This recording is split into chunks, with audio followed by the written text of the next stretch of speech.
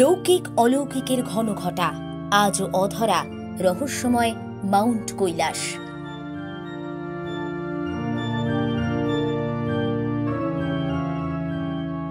তিব্বত মালভূমি থেকে 22,000 ফুট উপরে দুর্গম কৈলাস পর্বত। হিন্দু মতে এটাই ঈশ্বরের বাসভূমি। স্বয়ং দেবাদিদেব এখানে ধ্যানমগ্ন থাকেন। বৌদ্ধদের কাছেও এটি অত্যন্ত পবিত্র একটি ধর্মীয় স্থান।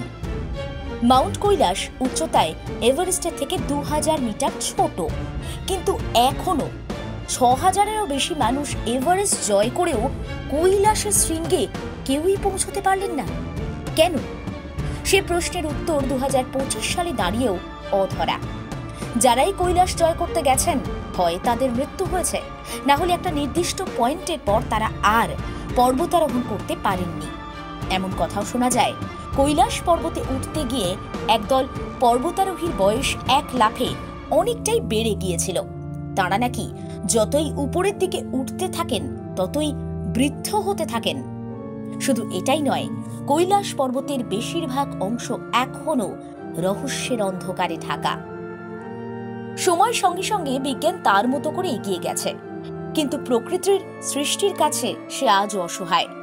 প্রযুক্তির এত উন্নতির পরও আজ পর্যন্ত কোনো স্যাটেলাইটে দুর্গম কৈলাস পর্বতের চূড়ার ছবি ধরা পড়েনি।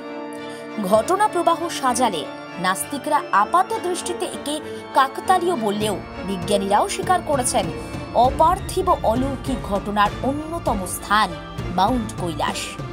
হিন্দু এবং বৌদ্ধ ধর্মমতে কৈলাস পর্বত অত্যন্ত পবিত্র।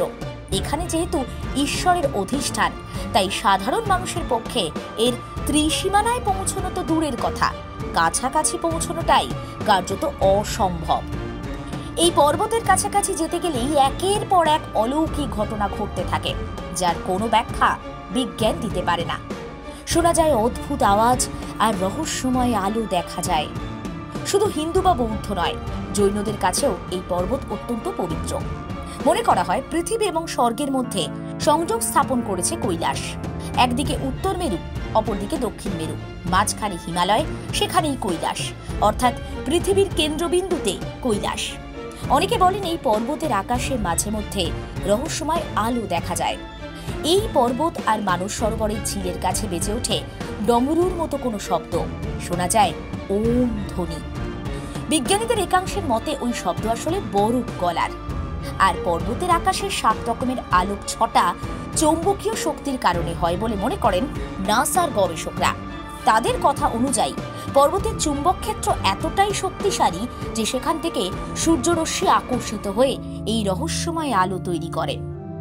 কিন্তু এই সবটাই বিজ্ঞানীদের অনুমান, কারণ এর সপক্ষে এত গবেষণা করেও তারা কোনো স্পষ্ট প্রমাণ দেখাতে পারেননি। অবাক করার মতো ব্যাপার হলো, সূর্যাস্তের সময় এমন আলো ছায়ার খেলা চলে যে পুরো কৈলাস জুড়ে ফুটে ওঠে স্বস্তিক চিহ্ন। কৈলাসের এত কথা শুনে রাশিয়ার পদার্থবিদ ইতিহাসবিদদের একটি দল তদন্ত করতে যায়, নেতৃত্বে ডক্টর আর্নেস্ট মুল্লারশেভ।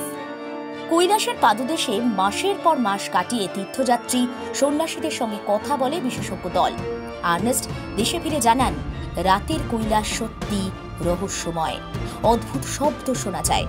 কেন, তার ব্যাখ্যা গবেষকও দিতে পারেননি। অনেকে মনে করেন এই পর্বত আসলে ভিনগ্রহীদের তৈরি পিরামিড, তাই এর কাছাকাছি যেতে গেলেই পৃথিবীর মানুষকে শেষ করে দেন অন্য গ্রহের বাসিন্দারা। সব মিলিয়ে লৌকিক অলৌকিকের মিলনস্থল হয়ে আজ রহস্যময় মাউন্ট কৈলাস, যার শৃঙ্গে পৌঁছানো সত্যি অসম্ভব। তাই 2025-এ দাঁড়িয়েও এখনো অধরা কৈলাস।